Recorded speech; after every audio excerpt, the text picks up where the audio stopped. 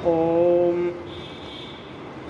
ॐ तव कथामृतं तप्तजीवनं कविभिरीडितं कल्मषापहं श्रवणमङ्गलं श्रीमदाततं भुवि गृह्णन्ति ये भूरिदा जनाः। श्री श्री रामकृष्ण वचनामृत। केशव चंद्र के साथ वार्तालाप चल रहा है। श्री रामकृष्ण देव कह रहे हैं, महाकाली तथा सृष्टि का प्रकरण चल रहा है। श्री रामकृष्ण सहास्य, वे नाना भावों से लीला कर रही हैं। वे ही महाकाली, नित्य काली, श्मशान काली, रक्षा काली और श्यामा काली हैं। महाकाली और नित्य काली की बात तंत्रों में है।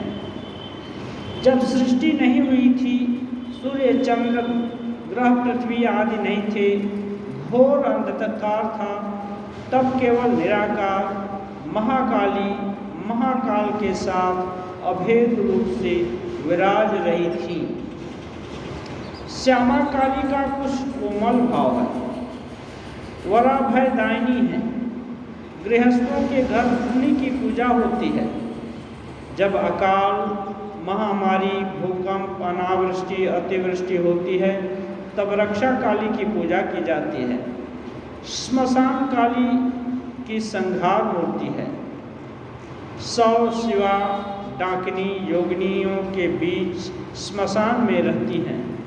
रुधिर धारा, गले में मुंडमाला, कटी में नरहस्तों का कमरबंद। जब संसार का नाश होता है, महाप्रलय होता है, तब माँ सृष्टि के बीज इकट्ठे कर लेती हैं। घर की गृहिणी के पास जिस प्रकार एक हंडी रहती है, उसी में तरह तरह की चीज़ें रखी रहती हैं, वैसे ही माँ सब इकट्ठी करती हैं। श्री रामकृष्ण देव बोल रहे, माँ नाना भाव से लीला करती हैं। माँ का विभिन्न एस्पेक्ट का साधक लोग कल्पना किया है।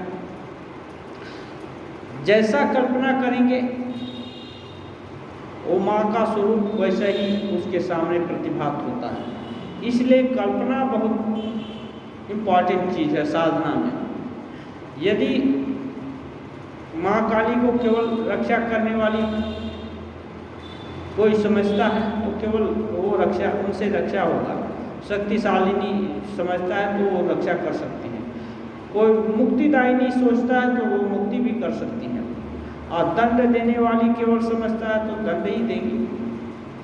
इसलिए धारणा जैसी रहेगी, जैसा भाव वैसा लाभ। तो साधक का भाव बहुत इम्पोर्टेंट है कि इष्ट या देवी देवता के प्रति कैसा भाव रखते हैं। यदि थोड़ा सा शक्ति, जैसे भूत पिशाच, प्रेत, ये सब होता है, ये सब छोटी मोटी शक्ति दे सकते हैं, ऐसी कल्पना किया जाता है। इसलिए उनसे उतना ही मिलेगा, उनसे और बड़ी चीज़ कुछ नहीं मिल सकती। ऐसे ही माँ काली को भी कोई विभिन्न रूप का कल्पना किया गया है। महाकाली बोलते हैं, नित्य काली, श्मशान काली, रक्षा काली। और ये भी बोल रहे हैं कि श्यामा काली का भाव कोमल भाव है। तो साधक लोग ये सब कल्पना किए हैं कि माँ रक्षा करेंगी, संतान बड़ा अभय दान देंगी। तो एक भाव है। एक माँ का नहीं, माँ केवल ही सृष्टि क्यों करेंगी, तो नाश भी सृष्टि का करती हैं। तो श्मशान काली वो नाश भी करती हैं। साधक जब उच्चावस्था में चला जाता है तो नाश, विनाश और सृष्टि, उसमें ज़्यादा फर्क नहीं पड़ता है। उसके लिए सृजन और विनाश सब माँ का लीला है। एक के बाद एक होता ही है। कभी सृष्टि होती है तो कभी उसका विनाश होता है। एक ही चीज़ चल नहीं सकती है।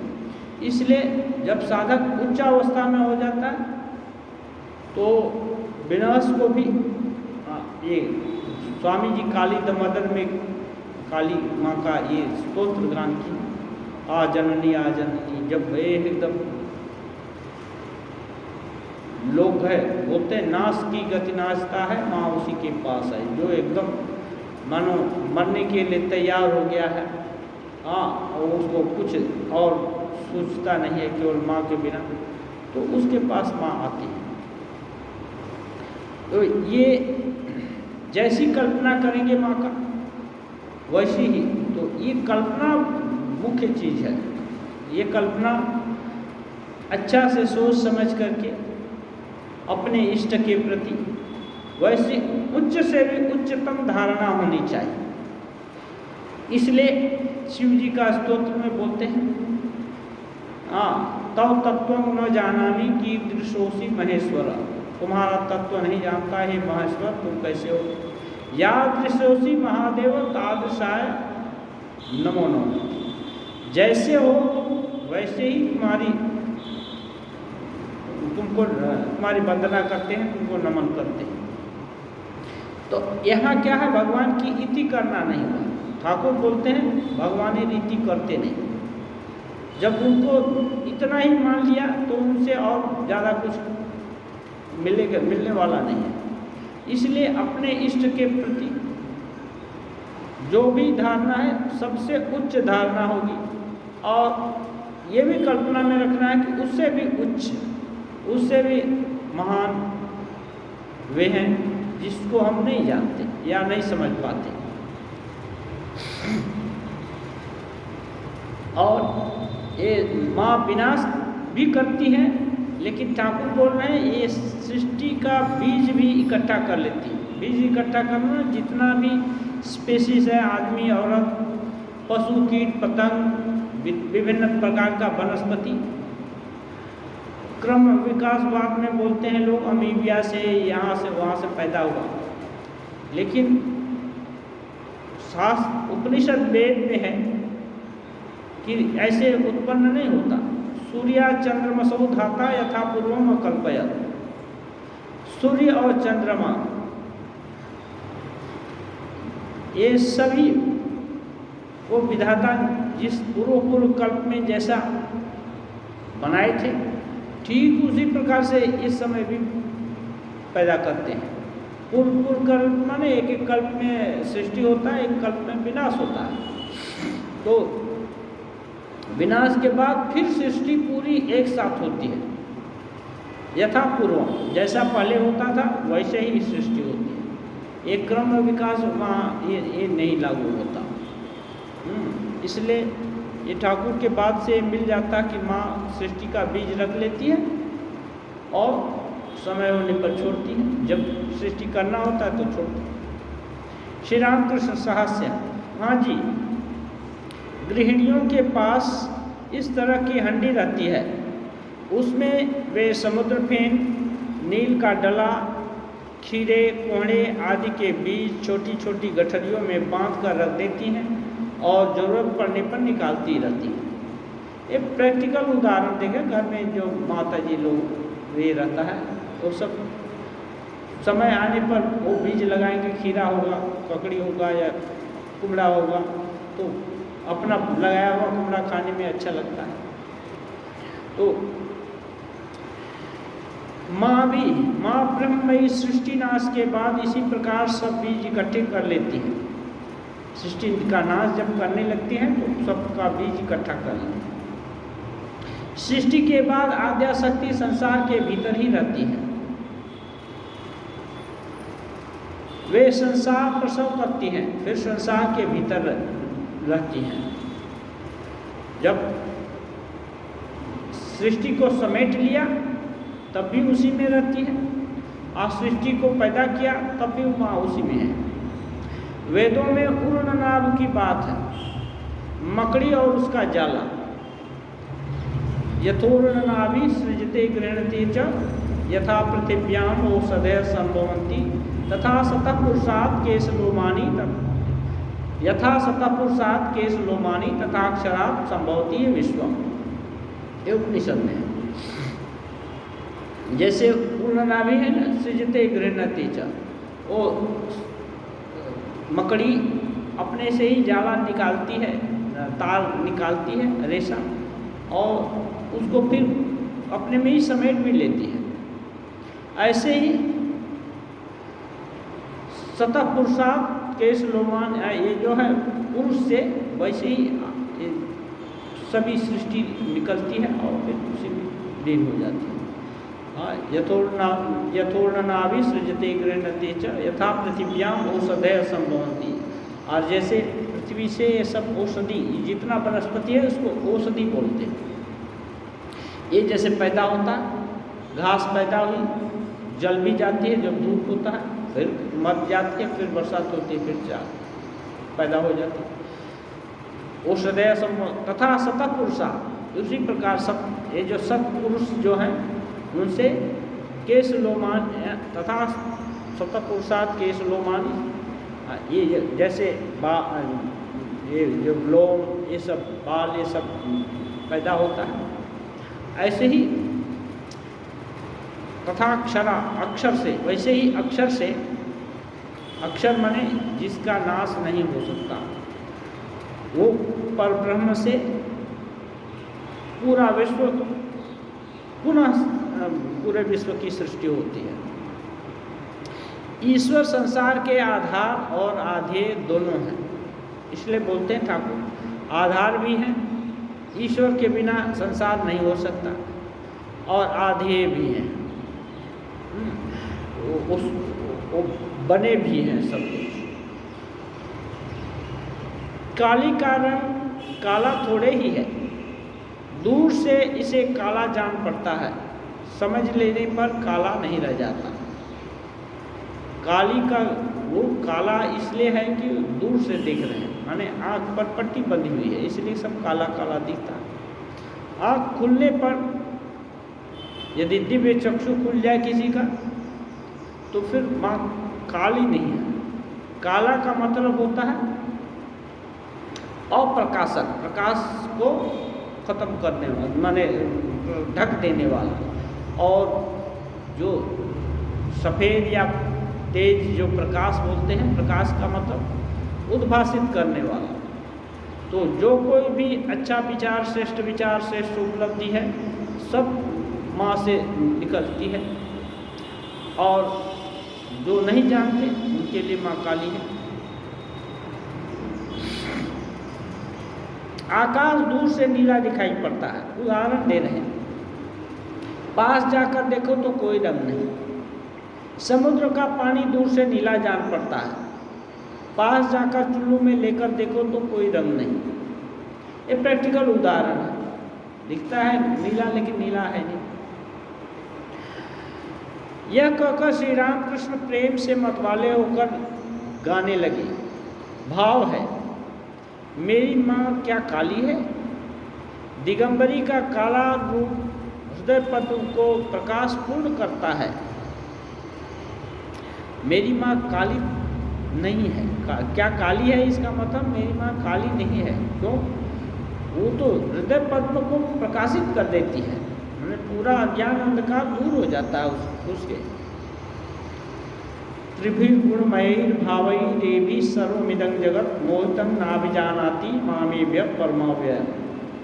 सत्व रज तम ये सब गुण है, त्रिविध गुण, और इसके भाव सब बोलते हैं मुझसे ही, सर्वमिदं जगत, हाँ मेरे द्वारा ही सब पैदा हुए हैं।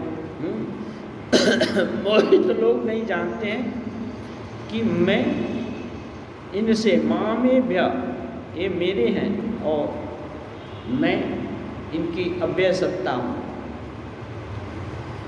यह संसार क्यों है? श्री राम कृष्ण देव केशव आदि से बंधन और मुक्ति दोनों की कर्त्री वे हैं। महामाया जो काली हैं, जिनको ठाकुर आद्याशक्ति बोलते हैं, वही बंधन और मुक्ति दोनों की कर्त्री है, बांधती भी हैं और मोक्ष भी देती है। उनकी माया से संसारी जीव काम कांचन में बंधा है और फिर उनकी दया होते ही वह छूट जाता है। वे भवबंधन की फांस काटने वाली तारिणी है। भवबंधन को काट देने वाली है, अरे इच्छा मात्र से ही काट सकती है। यह कहकर गंधर्व कंठ से भक्त राम प्रसाद का गीत गाने लगे, जिसका आशय यह है। श्यामा माँ, संसार रूपी बाजार के बीच तू पतंग उड़ा रही है। यह आशा वायु के सहारे उड़ती है, इसमें माया की डोर लगी हुई है।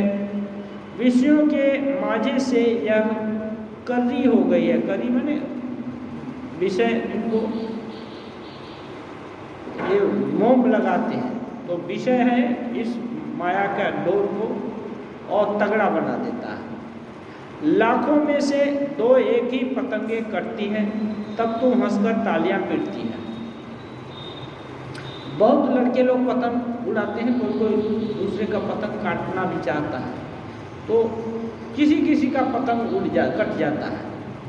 आकाश में ही कट गया, उड़ते उड़ते कहा जाएगा कोई चीज़ नहीं, मैंने फ्री हो गया। तो माँ ताली बजाती है। ऐसे ही बंधन में सबको बांध करके रखी है। जब कोई मुक्त होने का कोशिश करता है, व्याकुलता होती है, माँ कृपा कर देती है और उसको छोड़ देती है, तो वो खुश भी होती है कि जब एक हमारे चंगुल से हट गया, बच गया। श्री राम कृष्ण कह रहे हैं वे लीलामयी हैं, यह संसार उनकी लीला है। वे इच्छामयी आनंदमयी हैं, लाख आदमियों में कहीं एक को मुक्त करती हैं। यततामपि सिद्धानां कश्चिन मांग वेत्ति तत्वतः। जो भी प्रयासशील हैं उसमें कोई कोई मुझको पाता है तत्वतः। बहुत लोग थोड़ा मोड़ा कुछ पा करके ही बहुत धनी हो जाते हैं, संतुष्ट हो जाते हैं। ये साधक के जीवन में तुष्टि एक है, हम अच्छे हैं और ज़रूरत नहीं है, और किसी चीज़ पाने की ज़रूरत नहीं है और किसी चीज़ को चाहने की ज़रूरत है। हम तो अच्छे हैं, सब चीज़ ठीक ठाक चल रहा है। तो ये इसको साधक के जीवन में भी बहुत आ जाती है। थोड़ा सा कुछ अच्छा अनुभव हुआ, ये माइलस्टोन थोड़ा सा दिखा तो सोचने की चरम उपलब्धि हो गई या बहुत काम ये उन्नत हो गए और ज़रूरत नहीं है। तो जब तृप्त हो जाते हैं तो फिर उन्नति वहीं रुक जाती है। इसलिए बोलते हैं कि बहुत कम ही कोई मुक्त होता है जो कहीं तृप्त नहीं होता। ब्राह्मण भक्त महाराज वे चाहें तो सभी को मुक्त कर सकती हैं, तो फिर क्यों हम लोगों को संसार में बांध रखा है। माँ चाहने से सबको ही मुक्त कर देती है, तो विनाश के समय तो करती ही है, सबको लीन कर लेती है अपने। ये सब झंझट दूर हो जाता है जितना चल रहा है। तो पूछ रहे हैं कि क्यों माँ ये सब झंझट चालू करती है। श्री राम कृष्ण देव उनकी इच्छा है कि यह सब लेकर खेल करें। इस प्रश्न का उत्तर माँ ही जाने, वो रामकृष्ण देव नहीं दे रहे। ये इच्छा है, सभी की कुछ न कुछ इच्छा होती है। माँ की भी इच्छा है कि वो खेल करें। एको हम बहुत श्याम प्रजाएं, मैं एक ही हूँ, तुझसे सृष्टि करके देखता हूँ बहुत सारा चीज़ बना करके, इसमें क्या है। तो जैसे ही इच्छा हो कि अब सृष्टि करेंगे, बहुत हो गए। नाना जीव, नाना रूप, नाना उपाधि, नाना गुण, सब हो गया। अब खेल चालू हो गया। बोल रहे हैं छुई छुअवल खेलने वाले सभी लड़के अगर ढाई को दौड़ कर छू लें तो खेल ही बंद हो जाए, और यदि सभी छू लें तो ढाई नाराज होती है। ढाई कोई बुरी माँ है जो कि बीच बैठती है और उसमें खेल, वो उसका इच्छा होता है कि बच्चे खेलें और वो तमाशा देखें। तो आपस में छुएंगे और आपस में छू करके जो जिसको दौड़ाएगा उसको छूने के बाद फिर आकर ढाई को छुएगा। और कुछ कुछ नियम है। तो लेकिन यदि सब लोग ढाई को छू ले और पारंगत हो जाए तब खेल ही बंद हो जाता है। तो ढाई नहीं चाहती है कि उसको सब लोग छुए, तब तो खेल चलता रहे। जैसे सांप, लूडो और सांप क्या ये सब खेल होता है, तो उसमें सांप काट देगा तो सब जितने भी अचीवमेंट है सब खत्म हो जाता है। वो खेल चलता रहता है। खेल चलता है तो ढाई खुश रहती है, इसलिए कहते हैं लाखों में से दो एक ही कटते हैं और तब तू हंसकर तालियां पीटती है। एकांत को छोड़ देती है, क्योंकि किसी को तो विजेता होना पड़ेगा। ऐसा किसी को जीतेंगे नहीं तो खेल का रहस्य ही खत्म हो जाएगा, खेल का मान ही नहीं होगा।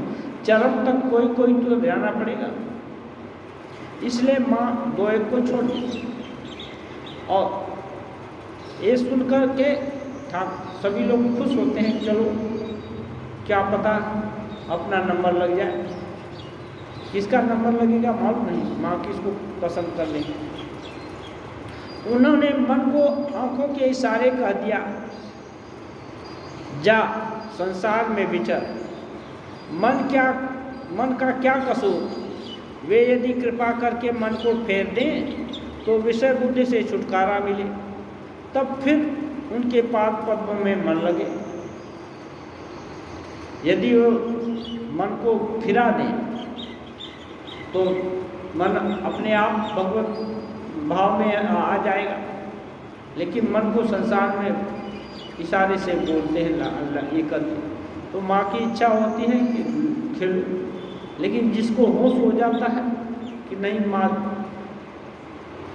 खेल तो खिला रहे हैं, लेकिन इसमें बड़ा कष्ट है, जो इस कष्ट को जान लेता है वो माँ के ही कृपा से थोड़ा बुद्धिमान होकर के वो आवृत चक्षु अमृतत्व इच्छा, माँ जो और अमृत स्वरूपिणी है, उनको पाने के लिए आवृत चक्षु माने ये सब माया के खेला से थोड़ा हट करके आत्मनिरीक्षण करने लगता है।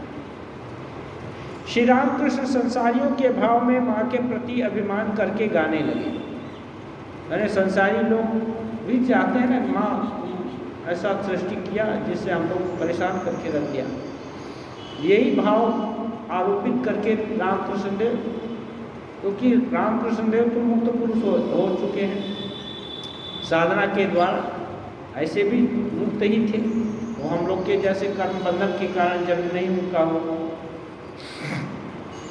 लेकिन अब संसारी लोगों का आरोप करके गाना गाते हैं, क्योंकि ठाकुर जो भी गाना गाते हैं या बोलते हैं उसके साथ एकात्म भाव में भावित हो जाते हैं, वो बनावटी नहीं करते। भावार्थ है, मैं यह खेद करता हूँ कि तुम जैसी माँ के रहते मेरे जागते हुए भी घर में चोरी हो। मन में होता है कि तुम्हारा नाम लूं, परंतु समय टल जाता। मैंने समझा जाना है और मुझे आशय भी मिला है कि यह सब तुम्हारी ही चातुरी है। मुझको समझ में आ गया तुम ही इसके पीछे हो। तुमने न कुछ दिया, न पाया, न लिया, न खाया, न क्या मेरा ही कसूर है। यदि देती तो पाती, लेती तो खाती, मैं भी तुम्हारा ही तुम्हें देता और खिलाता। यश अपयश, सुरस कुरस, सभी रस तुम्हारे ही हैं। हे रसेश्वरी, रस में रहकर यह रसभंग क्यों? प्रसाद कहता है, तुम्ही ने मन को मैला करके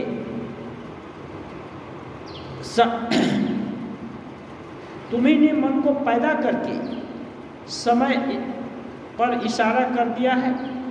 तुम्हारी यह सृष्टि किसी की कुदृष्टि से जल गई है, पर हम उसे मीठी समझकर भटक रहे हैं।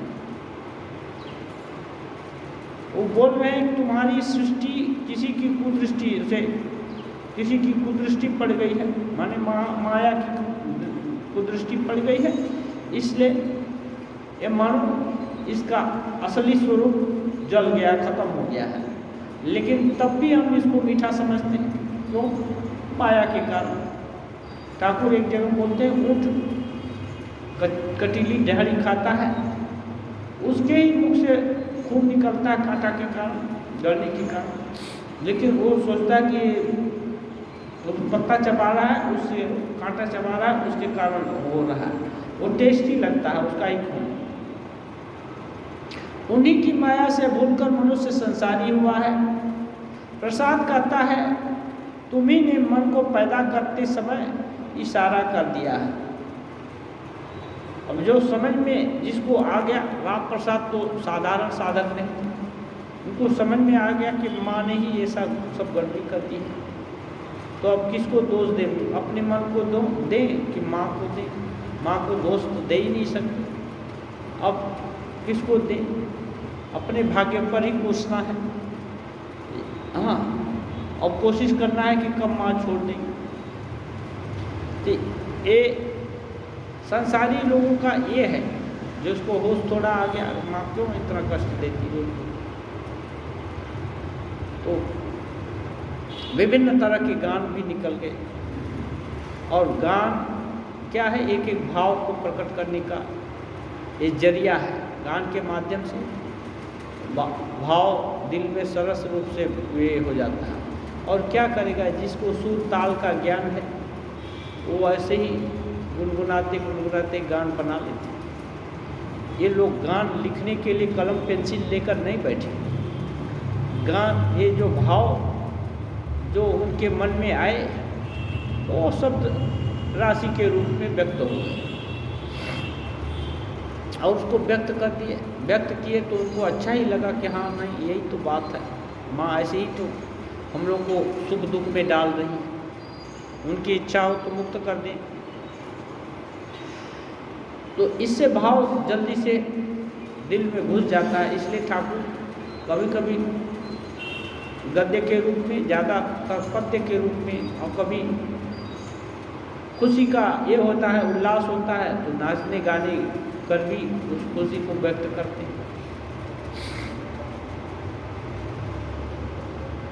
कर्मयोग, संसार तथा निष्काम कर्म। ब्रह्म भक्त पूछ रहे हैं, महाराज बिना सब त्याग किए क्या ईश्वर नहीं मिलते? श्री रामकृष्ण साहस्य, नहीं जी, तुम लोगों को सब कुछ क्यों त्याग करना होगा? ठाकुर हंसते हैं। हाँ, तो क्योंकि लोग प्रश्न कर रहे हैं, वो तो सब कुछ छोड़ना नहीं चाहते, सर्टिफिकेट चाहते हैं ठाकुर से कि कहीं नहीं छोड़ने से भी काम हासिल हो जाए, तो दोनों रक्षा हो। तो ठाकुर हंसते हैं, नहीं, तुम लोगों को सब कुछ क्यों त्याग करना पड़ेगा? ठाकुर सबके लिए नहीं बोले, तुम लोगों के लिए, माने जिनको संसार का रस चाहिए, उनको सब कुछ छोड़ने का जरूरत नहीं। तुम लोग तो बड़े अच्छे हो, इधर भी हो और उधर भी, आधा खान आधा सीरा, खान और सीरा, वो जो गुड़ गीला हो जाता है, तो जो नीचे बैठता है वो थोड़ा सा सॉलिड जैसा होता है, सेमी सॉलिड, और सीरा तो तरल ही होता है। तो आधा वो भी आधा वो भी, सीरा सस्ता होता है, और खान जो ये है, क्योंकि सीरा में पानी ज़्यादा है, तो पानी ज़्यादा है तो सस्ता ही रहेगा, खान में गुड़ का अंश ज़्यादा है, तो वो ये है, वो बोले कि तुम लोग आधा खान आधा सीरा, तुम भगवान को भी लेकर रहो और संसार भी लो। सभी लोग हंसते हैं, बड़े आनंद में हो। वो बोलते हैं, नक्श का खेल जानते हो? मैं ज़्यादा काट कर जल गया हूँ, तुम लोग बड़े सयाने हो, कोई 10 में हो, कोई 6 में, कोई 5 में। ये कोई खेला है नक्श, मैंने ज़्यादा जो काट दिया वो फिर ये हो गए, क्या ठाकुर अलग हो गए खेला से। लेकिन तुम सयाने हो, कोई 10 में है, कोई 6 में, कोई 5 में, तुमसे ज़्यादा नहीं काटा, तुमने ज़्यादा नहीं काटा, इसलिए मेरी तरह जल नहीं गए। खेल चल रहा है, यह तो अच्छा है। बोल रहे हैं तुम्हारा तो खेल अच्छा है, भगवान को भी लेकर हो और इधर संसार को भी लेकर हो, बढ़िया है। तो सब उसमें दिक्कत क्या है? सभी लोग हंसते हैं। सच कहता हूँ तुम लोग गृहस्थी में हो, इसमें कोई दोष नहीं। ठाकुर बहुत दयालु है, किसी को एक चीज़ को ले नहीं, क्योंकि हाँ किसी भी कक्षा में स्टूडेंट पढ़ रहा हो, चाहे प्राइमरी के कक्षा में हो या मिडिल या हाई स्कूल या ग्रेजुएशन का या पोस्ट ग्रेजुएशन या जहाँ कहीं भी हो, या डबल पीएचडी कर रहा हो, सभी तो स्टूडेंट हैं। अब छोटे कक्षा के स्टूडेंट को हतोत्साहित करना ठीक नहीं है, क्योंकि हतोत्साहित कर दिया तो मेन बेसिस ही खत्म हो गया। अब वो पढ़ने का उत्साहित नहीं रहेगा तो आगे कैसे पढ़ेगा? उत्साह रहेगा तो आज पहली कक्षा में, कल दूसरी में जाएगा, परसों तीसरी में, और कभी अंतिम कक्षा में भी पहुंच सकता है। इसलिए ठाकुर किसी को निराश नहीं करते, केवल थोड़ा जो प्रयास करता है उसको उत्साहित करते हैं। इसलिए गृहस्थ लोगों को किसी को हतोत्साहित नहीं किए हैं। लेकिन अब नरेंद्र नाथ को वही शिक्षा देंगे। नरेंद्र नाथ का शादी न हो इसके लिए माँ से कितना प्रार्थना किए और कितना बेचैन रहे, ये भी है। लेकिन दूसरे के सबको मना नहीं करते कि शादी मत करो। तो ये है, ठाकुर जो जैसा आधार है उसको वो चीज़ लेकर के, क्योंकि उसकी कक्षा अलग है, तो अपनी कक्षा में नहीं, नीचे की कक्षा में जाए, भर्ती हो कोई, तो कौन माता पिता जी चाहेगा कि हमारा बेटा नीचे की कक्षा में जाए? आज 5वीं में गया, हाँ, और फिर 5वीं के बाद फिर 4थी में जाए, फिर तीसरी में भी पढ़े, ऐसा कोई माता पिता जी नहीं चाहेगा। तो इसलिए ठाकुर जो जैसा आधार है उसको वैसी शिक्षा देते हैं कि वो वहीं से उन्नत हो। सच कहता हूँ तुम लोग गृहस्थी में हो, इसमें कोई दोष नहीं, पर मन ईश्वर की ओर रखना चाहिए। थोड़ा सा बोल देते हैं, मन ईश्वर की तरफ रहना चाहिए। में पढ़ाई में मन थोड़ा लगाना चाहिए, भले ही नीचे की कक्षा में हो, कोई बात नहीं। हल्का पाठ्यक्रम ही पढ़ो, पढ़ने से ना ये क्या बोलते हैं, स्वाध्याय प्रवचनाभ्याम न प्रमदितव्यम बोलते हैं। स्वाध्याय और प्रवचन माने अच्छा चीज़ बोलने, पढ़ने और उसको बोलने से में प्रमाद नहीं होना चाहिए। प्रमाद माने और बहुत बोल दिया, क्या करना है, और ऐसा नहीं होना चाहिए। क्योंकि आवृत्ति शास्त्राणां बोधादपि गरीयसी, बोलते हैं आवृत्ति, जब बार बार शास्त्र का या अच्छी चीज़ का बोलेंगे, सुनेंगे, तो वो दिल के भीतर घुस जाता है। तो मन को ईश्वर की ओर रखना चाहिए, नहीं तो ना होगा। अब कोई कक्षा में नहीं पढ़ेंगे, स्कूल में जाने का ही जरूरत नहीं, तब तो रास्ता घाट में ही भटकेंगे ना, फिर पढ़ाई की बात तो होगी। एक हाथ से काम करो और एक हाथ से ईश्वर को पकड़े रहो, ये बताते हैं गृहस्थ लोगों के लिए, जिनको कि बहुत तरह की जिम्मेदारी है। एक हाथ से अपनी जिम्मेदारी संभालो, दूसरे हाथ से भगवान को पकड़ो। काम खत्म हो जाने पर दोनों हाथों से ईश्वर को पकड़ लेना। जब काम खत्म हो जाता है, जैसे सोने लगे, तो अपना दोनों हाथ भगवान के हाथ में देकर सो गए। हाँ, सब कुछ मन पर निर्भर है।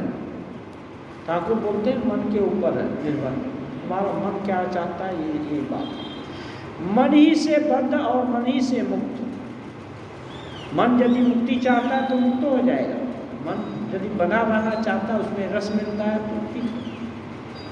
तो कक्षा में नहीं पढ़ना चाहते, घूमना ही चाहता है, या वहाँ बाजार में घूमेगा नहीं। मन पर जो रंग चढ़ाओगे उसी से वह रंग जाएगा।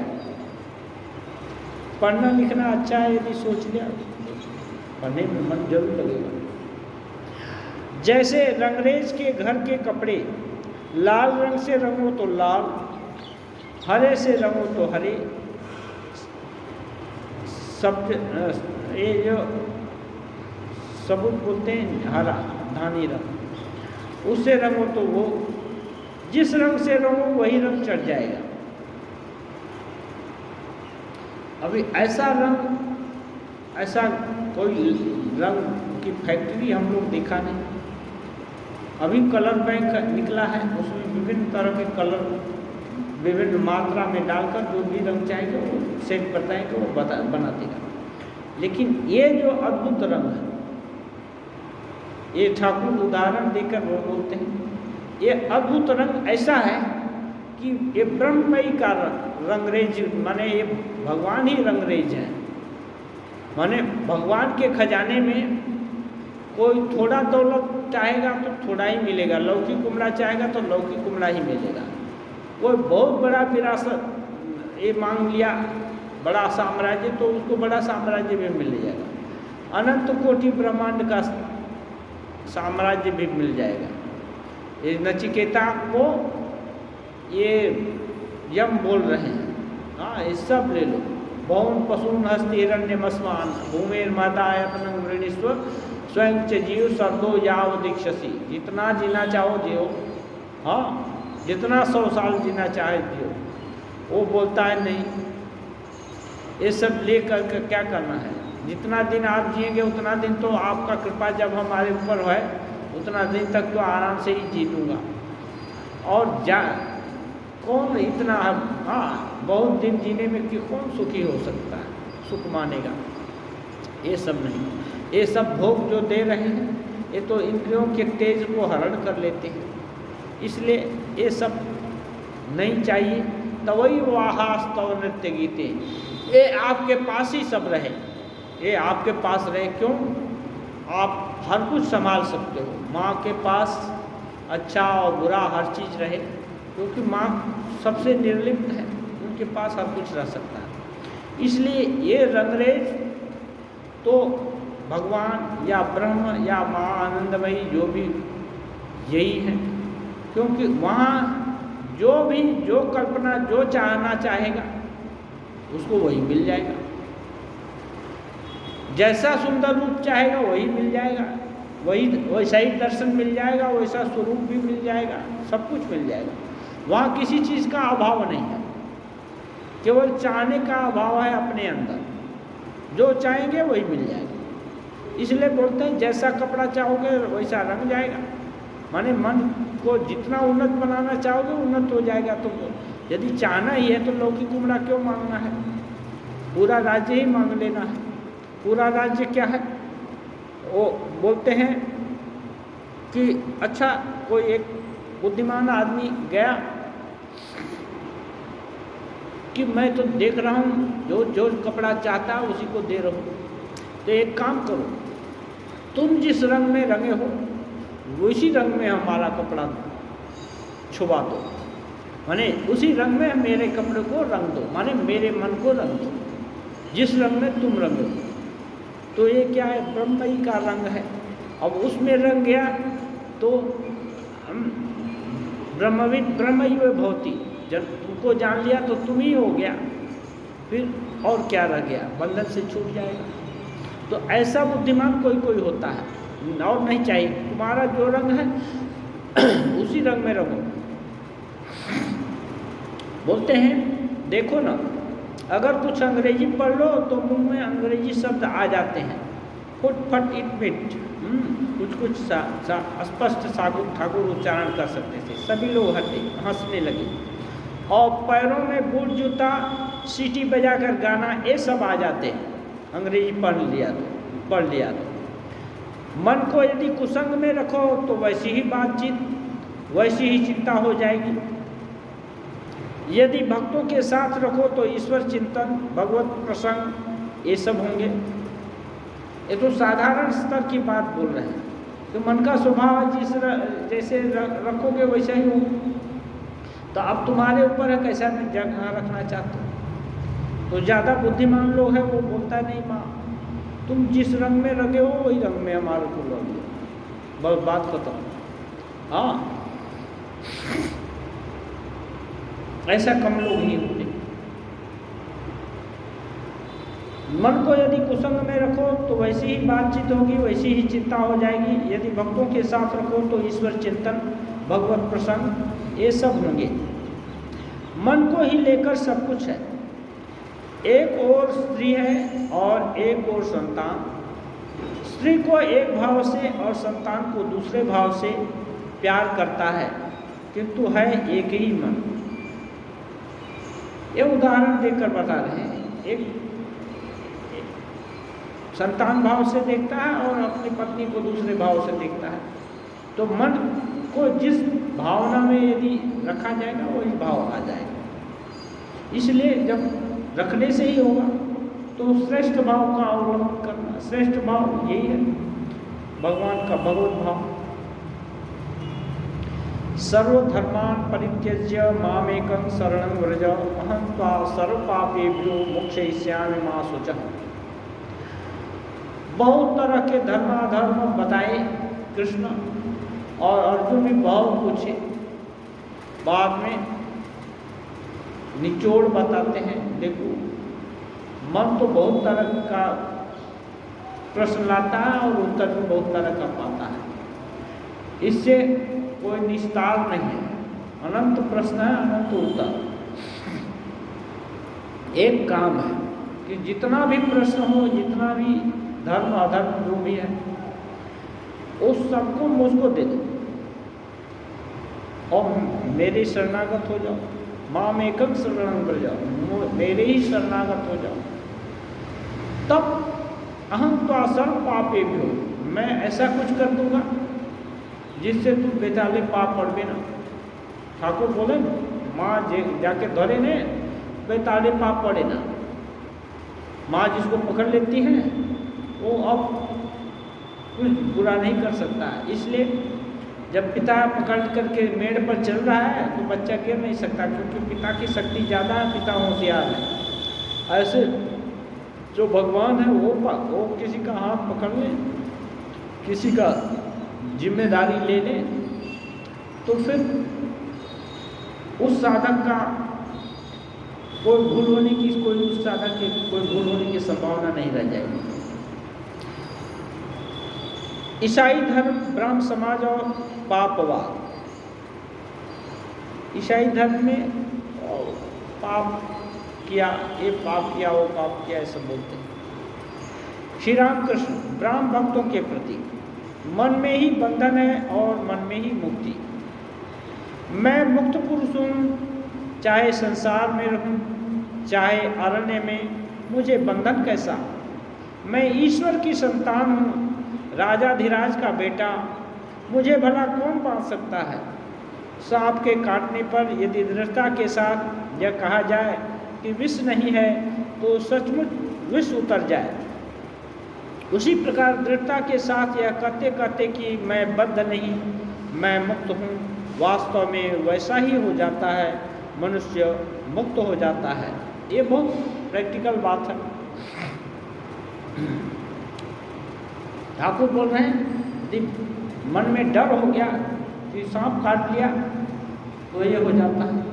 एक कोई कहानी, ये तो ऐसी नहीं है, क्या बोलते हैं, कोई आध्यात्मिक पुरुष से सुना नहीं है। एक लड़के बता रहे, प्रैक्टिकल घटना है। दो लड़के अब घूमने के लिए कहीं कहीं दोस्त हैं तो घूमने के लिए जाते हैं। एक जगह नदी के किनारे गए, थोड़ा पत्थर पड़े हुए थे बड़े बड़े, तो एक चट्टान पर एक और दूसरे पर एक बड़ा छोटा छोटा पत्थर, उस पर दूसरा बैठ गया।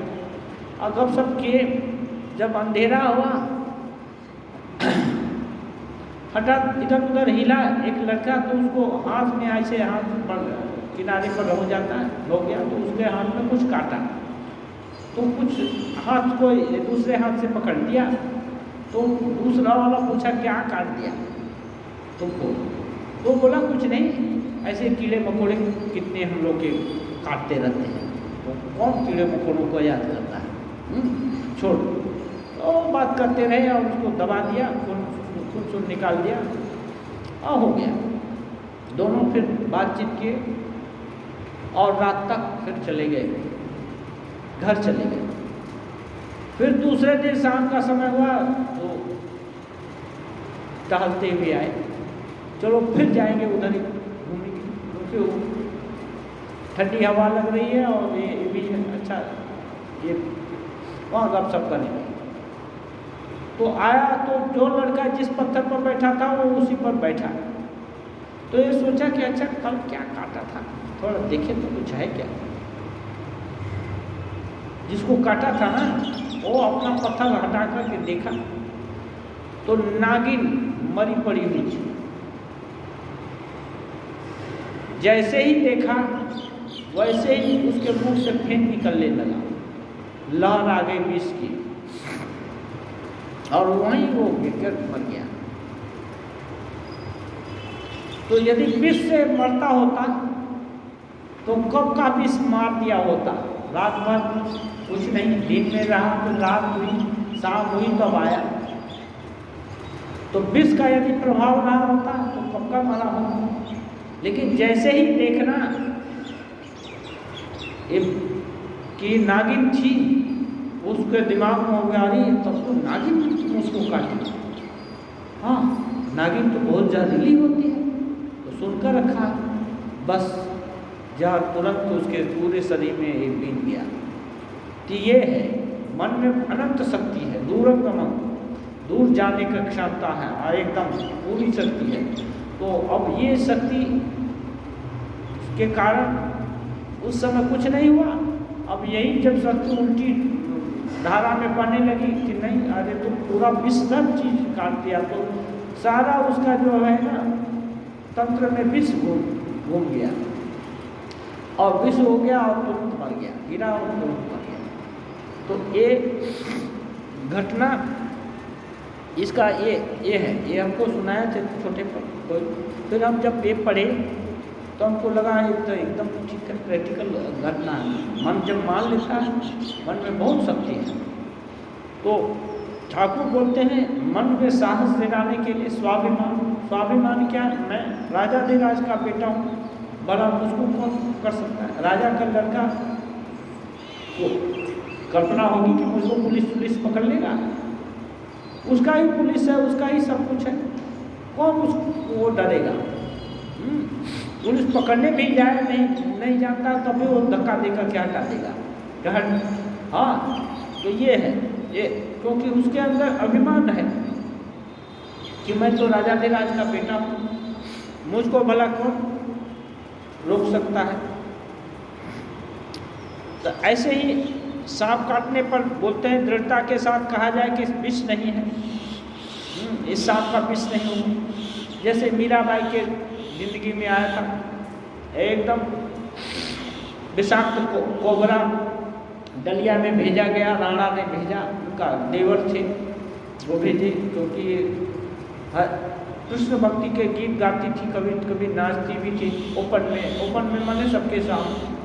तो उनको खराब लगता था कि कहाँ स्त्री लोगों को पर्दे के अंदर रहना चाहिए। ये मेरे बड़े भाई की ये है क्या बोलते हैं पत्नी है, तो हमारे राजकुल के ये महिषी है, तो इसको तो मर्यादा में रहना चाहिए। लेकिन ये कहाँ कृष्ण रंग में रंग गई है, इनको मर्यादा सब छोटी लगती है।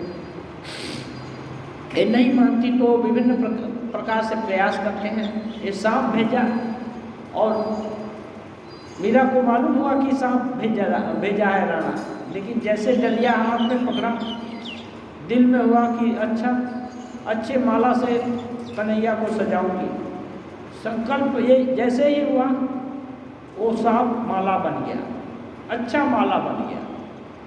तो ये ऐसे लोगों के संकल्प से, सिद्ध संकल्प जो लोग हो जाता है और जो सोचता है उसमें पूरा विश्वास है, तब वो जो चाहता है वही हो जाता है। किसी ने ईसाइयों की एक किताब दी थी, मैंने पढ़कर सुनाने के लिए कहा। उसमें केवल पाप ही भरा था केशव के प्रति। तुम्हारे ब्रह्म समाज में भी केवल पाप ही सुनाई देता है। जो व्यक्ति बार बार मैं बद्ध हूँ कहता है, वह बद्ध ही हो जाता है। जो दिन रात मैं पापी हूँ यही रटता है, वह सचमुच पापी ही बन जाता है। इसलिए ठाकुर नहीं चाहते कि अपने को कोई पापी कहे। ईश्वर के नाम पर इस प्रकार का ज्वलंत विश्वास होना चाहिए। हाँ, अब बोल रहे हैं जैसा कृष्ण किशोर का विश्वास होते, क्या मैंने उनका नाम लिया, अब भी मुझ में पाप रह सकता है? मुझ में भला पाप कैसा, मुझे भला बंधन कैसा? कृष्ण किशोर सनातनी हिंदू था, सदाचारनिष्ठ ब्राह्मण। एक बार वह वृंदावन गया था। एक दिन घूमते घूमते उसे प्यास लगी। उसने एक कुएं के पास जाकर देखा, एक आदमी खड़ा है। उसने उसे कहा, क्यों रे, तू मुझे एक लोटा पानी पिला सकता है? तू कौन जात है? वह बोला, महाराज मैं नीची जाति का हूँ, चमार हूँ। कृष्ण किशोर ने कहा, तू शिव कह और लो पानी खींच लो। शिव बोलकर पानी खींच दो, और पानी खींच दिया और कृष्ण किशोर पी भी लिया। उस समय ऐसी आचार निष्ठा थी, फिर भी ऐसा हुआ। तो कहने का मतलब भगवान का नाम लिया तो पवित्र हो गया, कोई दोष नहीं लगे। भगवान का नाम लेने से मनुष्य का शरीर मन सब कुछ शुद्ध हो जाता है। केवल पाप नरक यही सब बातें क्यों? एक बार कहो कि जो कुछ अयोग्य काम किए हैं उन्हें फिर नहीं करूँगा, और उनके नाम पर विश्वास रखो। कभी कभी जिंदगी में बहुत तरह की भूल हो गई है, गलती काम किया है, हाँ, तो वो काम आप नहीं करूँगा, ये संकल्प करो और भगवान के नाम पर विश्वास करो, उसको भूल जाओ। हाँ, उसी को रखने से कोई लाभ नहीं। श्री रामकृष्ण प्रेमोन्मत्त होकर नाम महात्म्य गाने लगे। भावार्थ है, दुर्गा दुर्गा अगर जपूं मैं, जब मेरे प्राण निकलेंगे, देखूं कैसे नहीं तारती, कैसे नहीं करुणा की करती माँ। हाँ, मैंने माँ के निकट केवल भक्ति मांगी थी। हाथ में फूल लेकर माँ के पाद पद्मों में चढ़ाया था। कहा था, माँ यह लो तुम्हारा पाप, यह लो तुम्हारा पुण्य, मुझे शुद्ध भक्ति दो। यह लो तुम्हारा ज्ञान, यह लो तुम्हारा अज्ञान, मुझे शुद्ध भक्ति दो, मुझे शुद्ध भक्ति दो। यह लो तुम्हारी शुचिता, यह लो तुम्हारी असुचिता, मुझे शुद्ध भक्ति दो। यह लो तुम्हारा धर्म, यह लो तुम्हारा अधर्म, मुझे शुद्ध भक्ति दो। ठाकुर शुद्ध भक्ति दिए, हर कुछ दे दिए माँ के पास। तो क्या है, और माँ सत्य है, ये विश्वास होने से काम बन गया। भगवान सत्य है, ये विश्वास नहीं होता। अपने में विश्वास नहीं होता, ठीक है, कोई बात नहीं, अपना दोष दिखाई देता है। लेकिन जो श्रेष्ठ महापुरुष हो गए हैं, हाँ, देवी देवता हो गए हैं, यदि और महापुरुष लोगों के उपदेश से या कैसे भी करके उस पर विश्वास आरोप किया जाए, तो उस विश्वास के बल से बलवान होकर के अपने अंदर भी वही भाव आरोप किया जा सकता है। ये क्या है, शिक्षा का एक है। टीचर भी यदि पंडित रहे, जो शिष्य है, जो शिक्षार्थी है, वो कभी कभी उसको पाठ याद न हो, उसमें समझ न बढ़े, तो ये शिक्षा का तो कोई मतलब नहीं है। इसलिए टीचर की जो समझ है, शिक्षार्थी की भी वो समझ हो जाएगी यदि पढ़ना चाहेगा तो। ऐसे ही जो श्रेष्ठ महापुरुष लोग बताए हैं, उसके अनुष्ठान से या उसका ये करेंगे, क्या बोलते हैं, उसका पालन करने का कोशिश करेंगे, तो उनकी शिक्षा, उनकी जो उपलब्धि है, कुछ न कुछ शिष्य में जरूर होगी। ये भी धीरे धीरे ऊंची कक्षा में जाएगा, कि नहीं जाएगा, अवश्य जाएगा, क्योंकि शिक्षा का यही उद्देश्य है कि हर के अंदर, स्वामी जी बोलते हैं, education is the manifestation of perfection already in man. जो कोई भी कहाँ से भी सुना है, महापुरुष से सुना है या टीचर से सुना है या माँ से सुना है या पिताजी से सुना है, उसको डिटेक्ट करने की क्षमता अपने अंदर है। अच्छी चीज़ सुनने से दिल में होता नहीं, ठीक बात हुआ। अब फिर पूछने जाने की किसी की जरूरत नहीं कि सर ठीक बोला क्या, वो दिल खुद ही बोल देता है कि ये ठीक बोला। तो इसलिए वो डिटेक्टर है, तो ये समझ है, इतना है तो जरूर उन्नति होगी। लेकिन प्रयास नहीं करेंगे, पाठ नहीं याद करेंगे, कुछ नहीं करेंगे, इस कान में सुन लिया, उस कान से उड़ा दिए, कम नहीं होगा। ये छोटा मोटा पाठ ही ये याद नहीं होता है, और ये तो जिंदगी को एकदम मुक्त कर देगा, हाँ, अनमोल बना देगा। फिर ये पाठ इतना जल्दी कैसे याद होगा? लेकिन प्रयास करने से जरूर होगा, इसमें कोई असंभावना की बात नहीं है। ओम निरंजनम नित्यम अनंत रूपम भक्तानुकंपाधृत विग्रहम वै ईशावतारम परमेशमीड्यं तंग्राम कृष्णम शेषा नमामि।